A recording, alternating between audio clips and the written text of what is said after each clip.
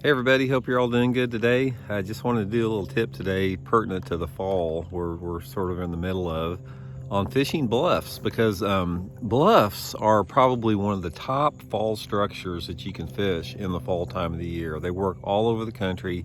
Doesn't matter what the water visibility is. Anytime you have dropping water temperatures, and particularly when you have falling water temperatures, bluffs are really good areas to catch fish at, but not all bluffs are created equal. So I just sort of wanted to give you a little overview of what you need to look for based upon where you're fishing at. So here you can see this is a typical bluff bank right here, channel swing bluff bank.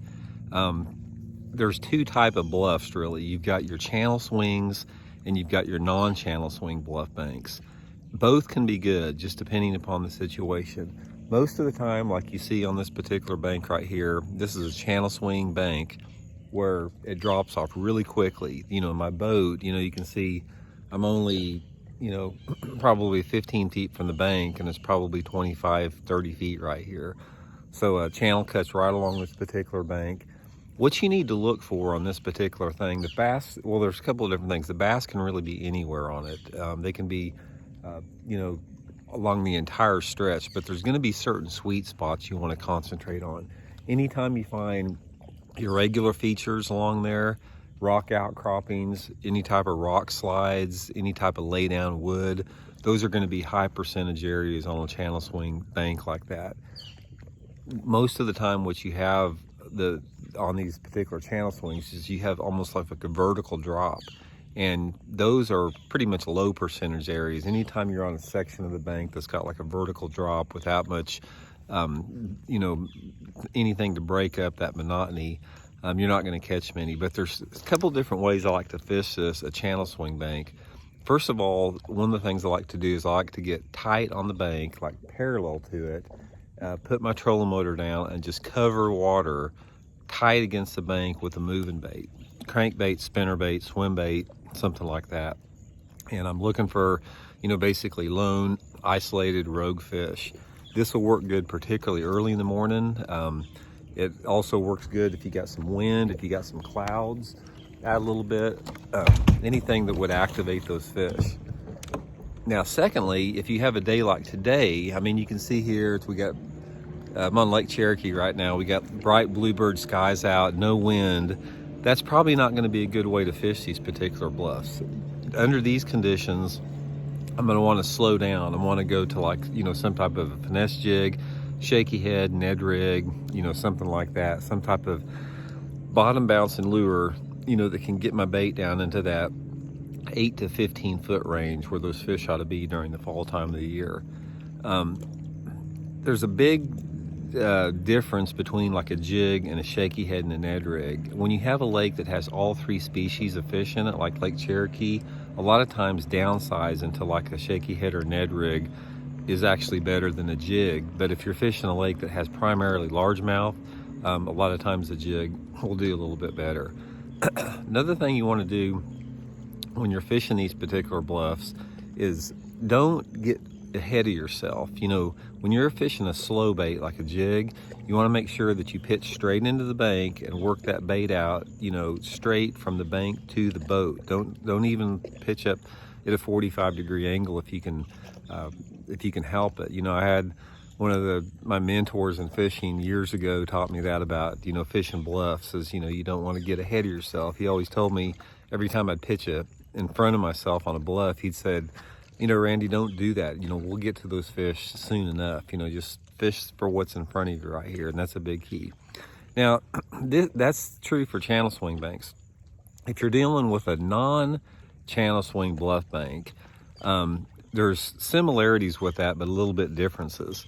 First of all, the non-channel swing bluff banks, they tend to have, a little bit shallower water, a little bit flatter drops, even though they can be a little bit steeper, but they don't have that super deep water right next to them.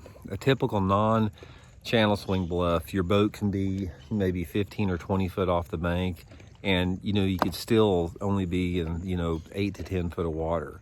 So that's the big difference on those non-channel swing banks, is the water depth. So my approach is a little bit different on a non-channel swing.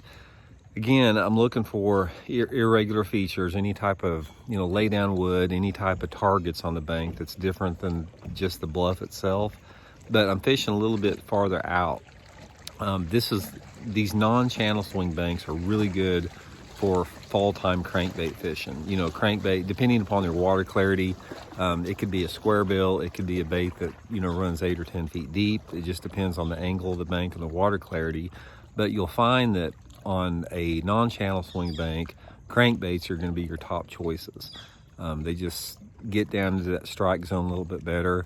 At times I will use, the jigs sometimes, but if I'm using a jig on a non-channel swing bank, a lot of times it's a football head jig, or even like a swing head, like some type of a swing head jig. Non-channel swing banks are also really good for early morning topwater fishing. If you got clouds, anything like that, a chugger's a really good fall time bait, like a pop R, pop mega bass pop max I use a lot. It seems like it works a little bit better than a buzz bait or a walking type bait.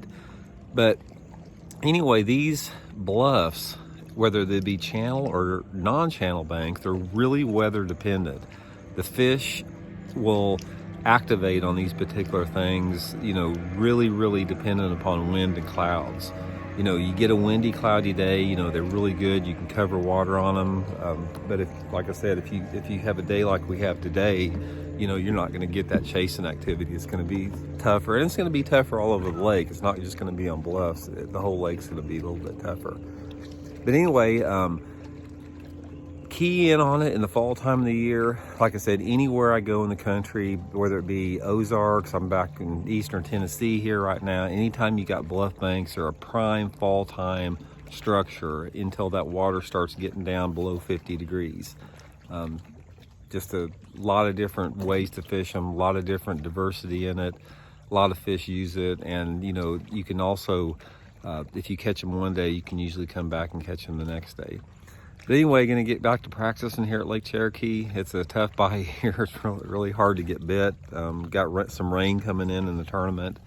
I'm filming the practice here and the tournament for Fish the Moment, so stay tuned, because we've got 4 of the tournaments that I fished on the Bassmaster Open. We're going to be putting them together here over the next several weeks, so you'll get to see all the practicing in the tournament, how it went out.